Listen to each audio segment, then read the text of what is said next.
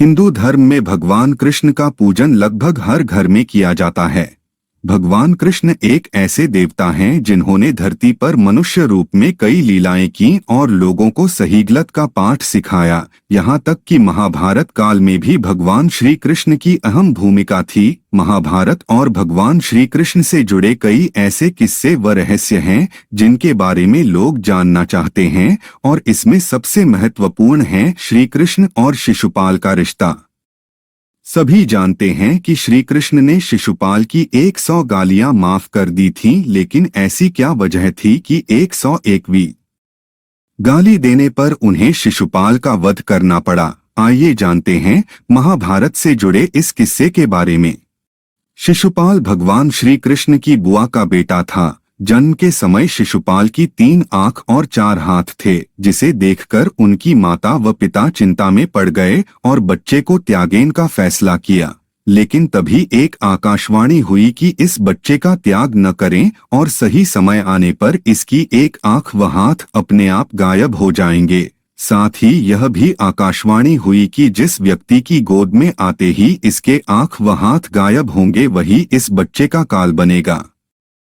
एक दिन श्री कृष्ण ने जैसे ही बच्चे को गोद में उठाया, उस बच्चे की 1 आंख व हाथ गायब हो गए, जिसे देखकर श्री कृष्ण की बुआ एक ओर प्रसन्न हुई और दूसरी ओर चिंता में पड़ गईं, क्योंकि आकाशवाणी के मुताबिक यही बच्चा श्री कृष्ण का काल बनने वाला था।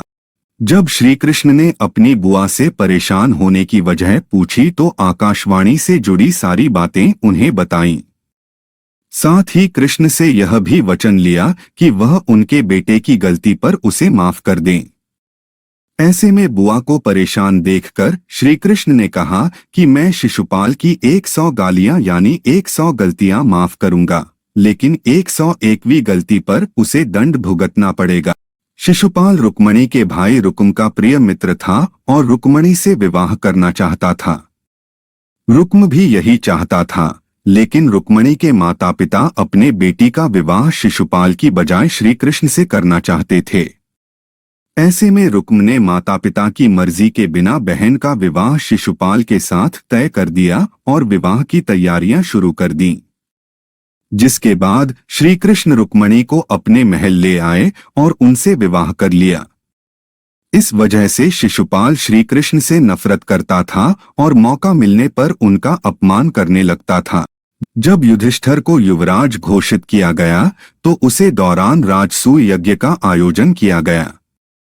ऐसे में सभी राजाओं और रिश्तेदारों को न्योता भेजा गया। इस आयोजन में वासुदेव, श्री कृष्ण और शिशुपाल भी आमंत्रित थे और वहां पहुंचे। आयोजन के दौरान जब युधिष्ठिर श्री कृष्ण का सत्कार करते हैं तो शिशुपाल को बुरा लगता है और वह श्री कृष्ण को बुरा भला बोलने लगता है।